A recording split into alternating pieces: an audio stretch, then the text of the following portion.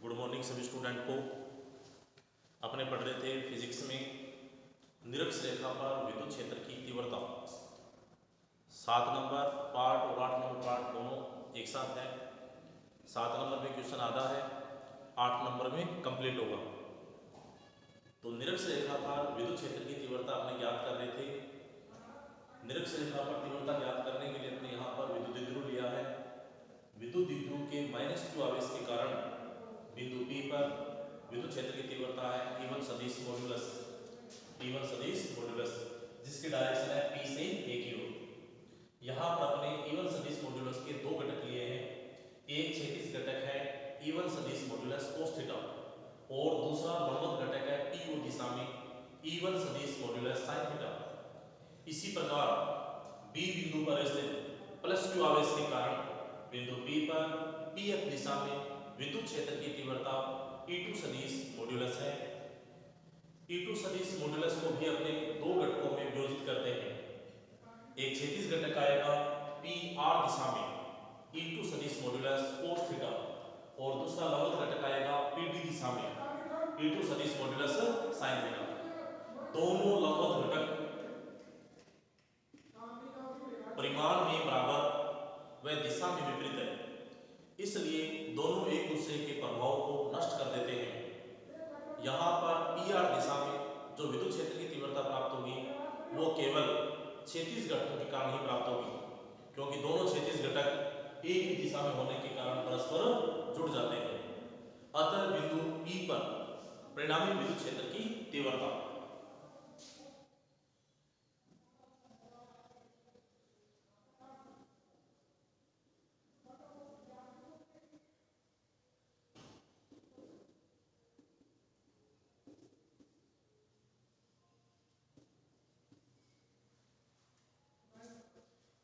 परिणामी विद्युत क्षेत्र की तीव्रता आएगी EP सदिश modulus is equal to E1 सदिश modulus cos theta plus E2 सदिश मॉड्यूलस cos थीटा।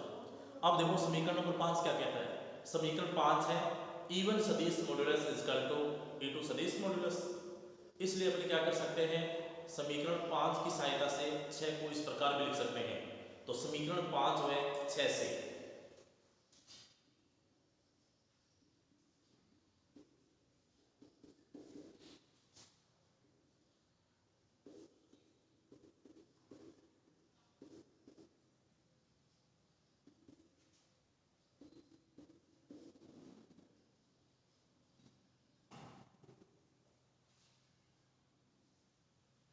ये डबल हो जाएगा। इसको अपन ऐसे लिख सकते हैं,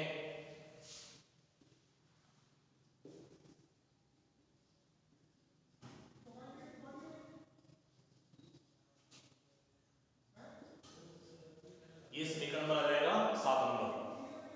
समीकरण नंबर 7 क्या है, EP सदिश modulus is equal to 2 E1 सदिश मॉड्यूलस cos थीटा। अब यहां पर अपन क्या करेंगे, समीकरण 7 में E1 सदिश मॉड्यूलस का मान रखेंगे समीकरण नंबर 3 से। तो इसको अपन ऐसे लिख सकते हैं, समीकरण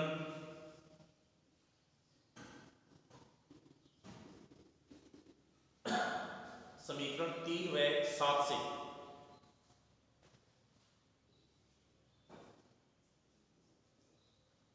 समीकरण 3 व 7 से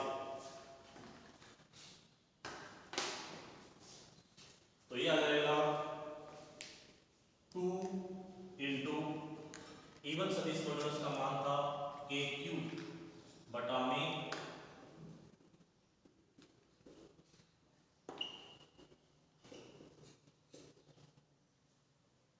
EP सदिश मॉड्यूलस इज इक्वल टू आएगा 2 इंटू KQ बटा में R square plus A square cos theta. समीकरण नंबर 8। अब हमें समीकरण 8 में cos थीटा का मान चाहिए। तो यहाँ पर जो डायग्राम है, डायग्राम में दो त्रिभुज बन रहे हैं, त्रिभुज OAP और दूसरा त्रिभुज है OBE। इन दोनों त्रिभुज में से कोई भी एक त्रिभुज अपन लेंगे और cos थीटा का मान निकाल लेंगे। तो यहाँ पर अपन ले रहे हैं त्रिभुज AOP, या इसको ऐसे लिख सकते हैं OAP, बात एक ही है। इस त्रिभुज में अपने cos थीटा की वैल्यू निकालेंगे।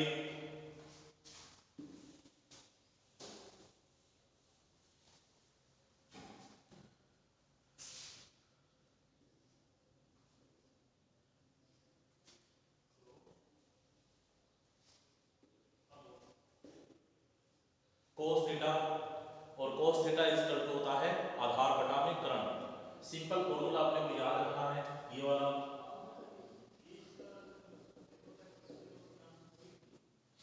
कोस थीटा इक्वल टू आएगा आधार बटा में करण। तो त्रिभुज एओपी में जो आधार है वो है OA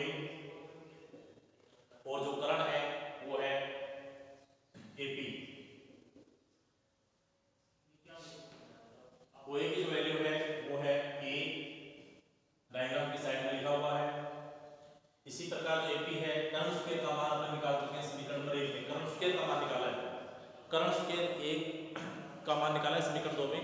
कर्ण स्क्वायर बराबर था लंब स्क्वायर प्लस आधार स्क्वायर, अपने को केवल कर्ण का मान चाहिए, तो कर्ण का मान आएगा रूट के अंदर r square plus a square, और ये समीकरण आ जाएगी 8 नंबर।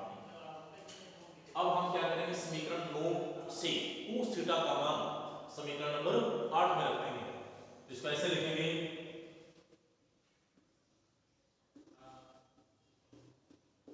समीकरण 8 है 9 से, तो ये आएगा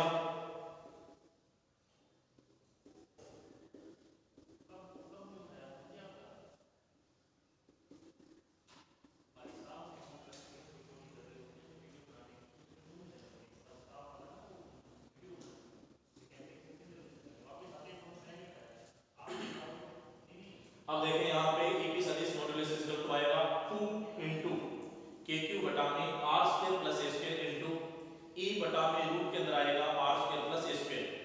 रूट का मतलब पावर क्या है, आधी है, आधार समान हो तो गुणा के अंदर भाग हो जाएगी। यहाँ पर r square plus a square की पावर है 1 और यहाँ पर r square plus a square की पावर है आधी, एक और आधा कितना हो गया 3 बटा में 2। इस फॉर्मूले को अपन ऐसे लिख सकते हैं,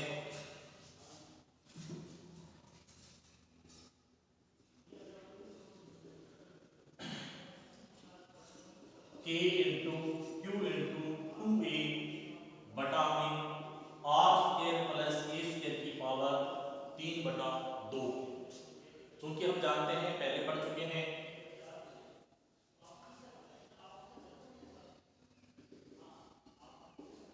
Q into 2A equal to आएगा P, Q into 2A equal to अपन क्या लिख सकते हैं, P लिख सकते हैं। तो ये आ जाएगा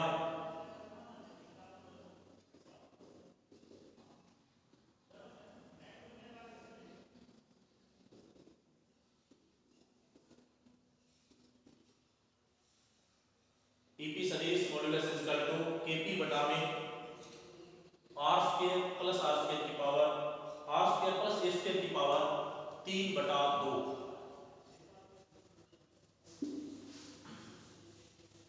यहां पर जो r है प्रेक्षण बिंदु की द्विध्रुव के मध्य बिंदु से दूरी, और a है द्विध्रुव के मध्य बिंदु से आवेशों की दूरी। द्विध्रुव क्या है, जब दो समान परिमाण और विपरीत प्रकृति के आवेश एक दूसरे के अति निकट रखे जाते हैं तो आवेशों का एक जोड़ा बन जाता है। आवेश बिल्कुल एक दूसरे के निकट रखे गए हैं, यानी आवेशों के बीच की दूरी बहुत ही कम है, तो अपन इसको ऐसा लिख सकते हैं, r ग्रेटर देन a है,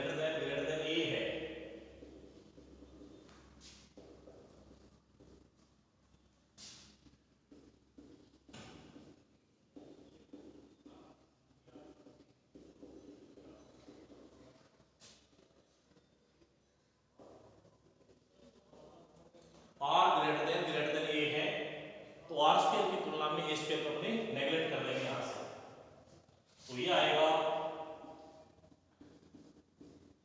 EP सदिश मॉड्यूलस इक्वल टू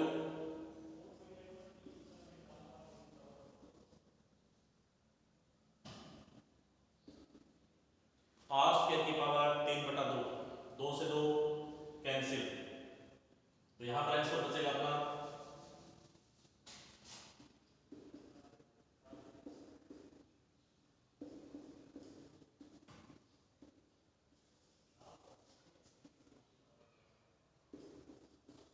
ये समीकरण 10 आ गया।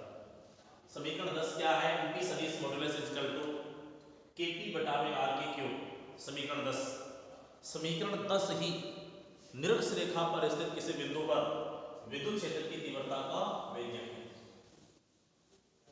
समीकरण 10 ही क्या है, निरक्ष रेखा पर स्थित किसी बिंदु पर विद्युत क्षेत्र की तीव्रता का व्यंजक है। समीकरण 10 में Kp कांस्टेंट है, समीकरण 10 में Kp कांस्टेंट है, तो इसको अपन ऐसे लिख सकते हैं Ep सदिश मॉड्यूलस समानुपाती 1/r3। इसका मीन क्या हुआ, इसका मतलब क्या है कि निरक्ष रेखा पर स्थित किसी बिंदु पर विद्युत क्षेत्र की तीव्रता बिंदु की दूरी के घन के व्युत्क्रमानुपाती होती है। निरक्ष रेखा पर स्थित किसी बिंदु पर विद्युत क्षेत्र की तीव्रता बिंदु की दूरी के घन के व्युत्क्रमानुपाती होती है। इसी के साथ ये प्रश्न अपना कंप्लीट।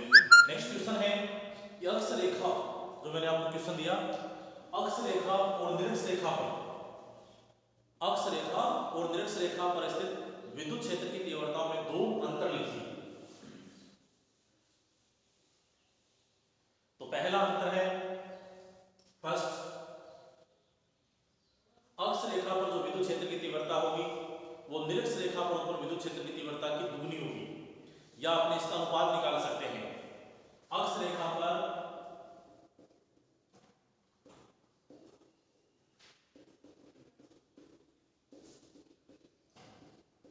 अक्ष रेखा पर और निरक्ष रेखा पर ऊपर विद्युत क्षेत्र की तीव्रताओं का अंतर क्या होगा, अंतर निकालना है। तो अपने अक्ष रेखा पर विद्युत क्षेत्र की तीव्रता निकाली थी 2 Kp बटा में r3 इंटू अब देखते हैं अपने निरक्ष रेखा पर विद्युत क्षेत्र की तीव्रता क्या है, Kp बटा में r3। Kp से Kp कैंसिल, r से r के क्यूब से r के क्यूब भी कैंसिल, और ये आ जाएगा 2 बटा में 1, या इसको अपन क्या लिख सकते हैं 2:1, ये आंसर आ जाएगा।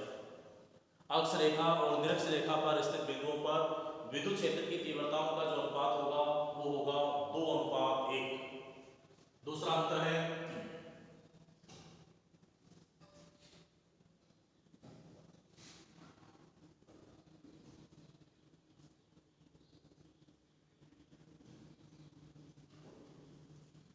दूसरा ये है कि अक्ष रेखा पर उत्पन्न विद्युत क्षेत्र की जो तीव्रता है वो विद्युत द्विध्रुव की दिशा में होती है। ये विद्युत द्विध्रुव की दिशा है, इस दिशा में तीव्रता होगी, जबकि निरक्ष रेखा पर अपोजिट होता है, उल्टा होता है। हमने डायग्राम बनाया था इस प्रकार से,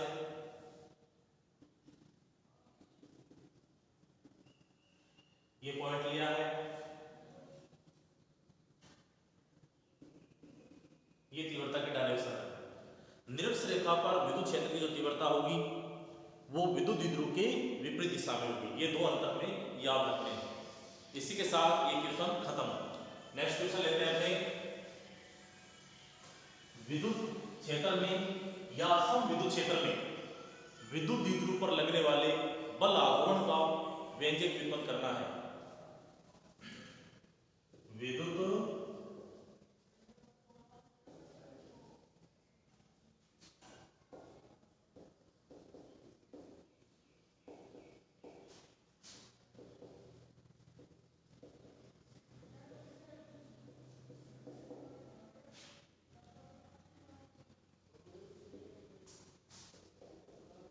सम विद्युत क्षेत्र में विद्युत द्विध्रुव पर लगने वाला बल व बल आघूर्ण, बल आघूर्ण को अपने रिप्रेजेंट करेंगे टार क्यू से। किसे रिप्रेजेंट करेंगे, टार क्यू से, या ओ से रिप्रेजेंट करेंगे।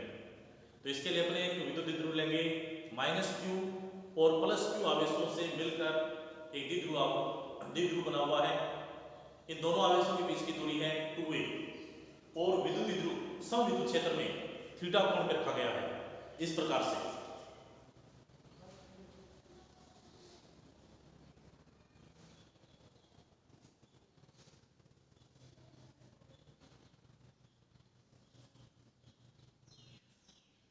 ये है सम विद्युत क्षेत्र E सदिश।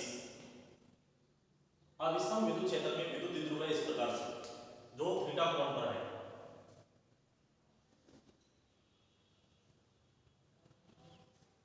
ये है A बिंदु, ये है B। A बिंदु पे आवेश है -q, A बिंदु पे आवेश है -q, और B बिंदु पे आवेश है +q। इन दोनों आवेशों के जो बीच की दूरी है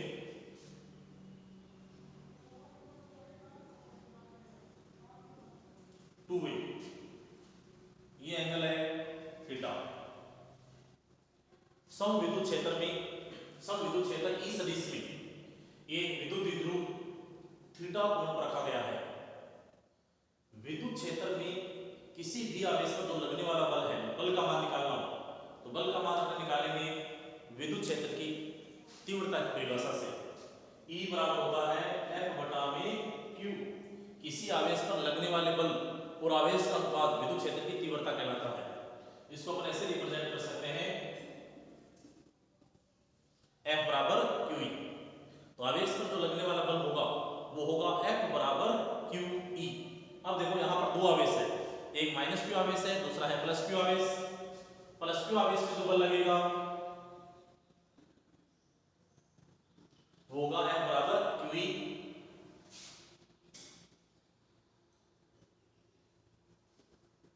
और F डैश बराबर होगा माइनस QE।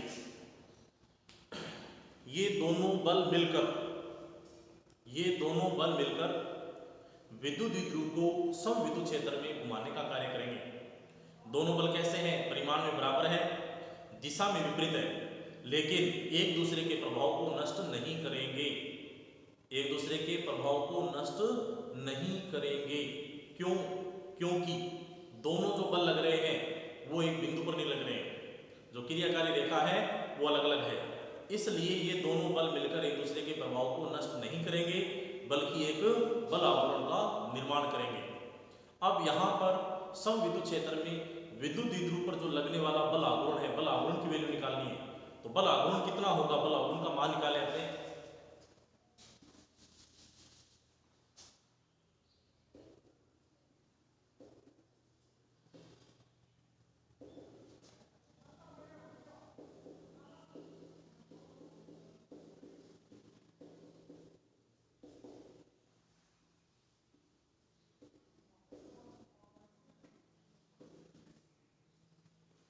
बल आवरण बराबर होगा बलों का परिमाण इनटू लंबवत दूरी। बल आवरण को अपने रिप्रेजेंट करेंगे टार क्यू से, बल को अपने रिप्रेजेंट करेंगे F से। लंबवत दूरी कितनी है? लंबवत दूरी का मान निकालें तो देखो यहाँ पर जो एक बिंदु पर बल लग रहा है उसको अपने पीछे की ओर बढ़ाएंगे इस प्रकार से।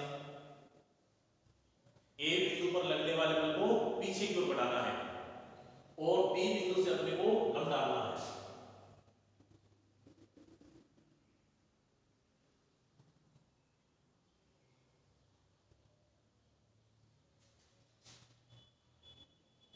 ये कौन आ जाएगा? थीटा। तो लंबवत दूरी कितनी है? इसको पीछे की ओर बढ़ाएं, लंबवत दूरी आ जाएगी BC। ये समीकरण आ जाएगी 1 नंबर। लंबवत दूरी कितनी है? BC, समीकरण नंबर 1।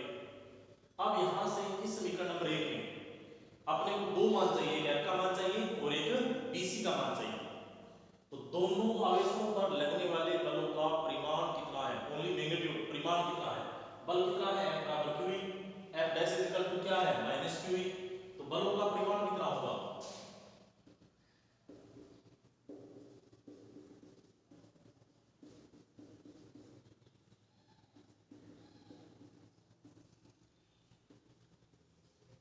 F बराबर QE, ये बलों का परिमाण है। अब हमें दूसरी वैल्यू चाहिए BC। लंबवत दूरी कितनी है? लंबवत दूरी का मान ज्ञात करने के लिए, लंबवत दूरी का मान ज्ञात करने के लिए अपने त्रिभुज लेंगे ABC। इस त्रिभुज ABC में अपने को लेना है sin थीटा, क्योंकि थीटा के सामने वाला क्या है? लंब। अपने को लंब का मान चाहिए, कर्ण का मान दिया हुआ है तो अपन लिखेंगे इसको ऐसे।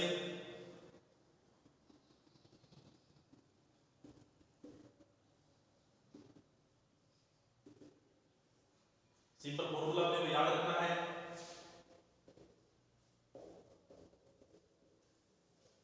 लंब बटा में कर्ण।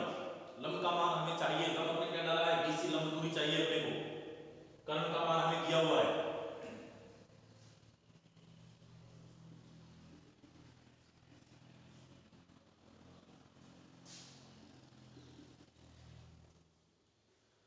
अब देखें अपने यहाँ पर ए बी बराबर क्या है? ए बिंदु और बी बिंदु के बीच की दूरी कितनी है? 2a है। कितनी है? 2a। तो इसको अपन ऐसे लिख सकते हैं ए बी बराबर 2a।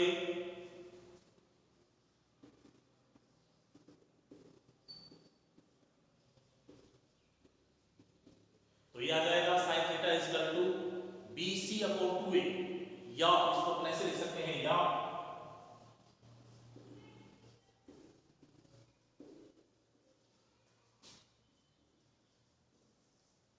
ये समीकरण बना जाएगा 3 नंबर। समीकरण 1 में अपने को दो वैल्यू चाहिए थी, टारक्यू इज इक्वल टू था F इनटू BC। F का मान कितना है QE, BC का मान क्या है 2A sin थीटा। अब समीकरण 2 और 3 से हम क्या करेंगे, समीकरण नंबर 1 में वैल्यू रख देंगे। तो इसको अपन ऐसे लिख सकते हैं,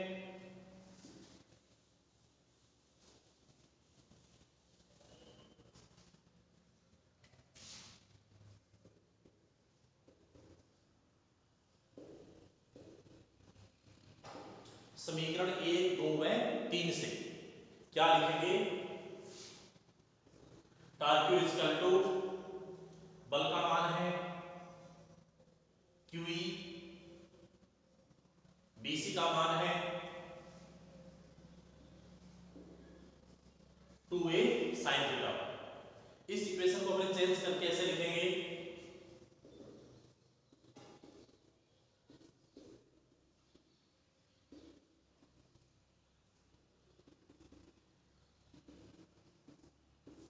Q इंटू 2A बराबर होगा P, Q इंटू 2A बराबर होगा P विद्युत द्विध्रुव आवरण।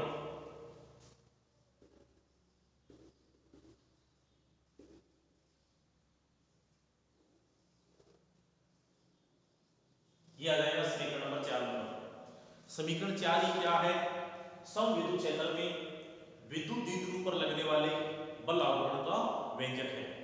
समविद्युत क्षेत्र में विद्युत द्विध्रुव पर लगने वाले बल आघूर्ण का व्यंजक है। बल आघूर्ण एक सदिश राशि है, इसलिए अपने समीकरण 4 को सदिश रूप में लिख सकते हैं। तो समीकरण 4 को सदिश रूप में लिखने पर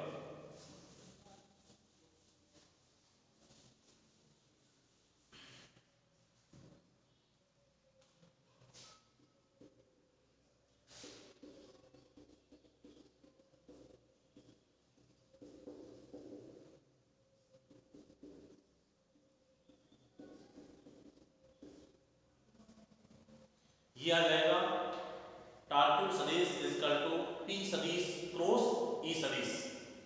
अब यहां से अपने दो कंडीशन लेनी है, थीटा के अपने को दो मान लेने हैं। अगर थीटा इज इक्वल टू है 0 डिग्री तो टारक्यू का मान कितना हो जाएगा 0।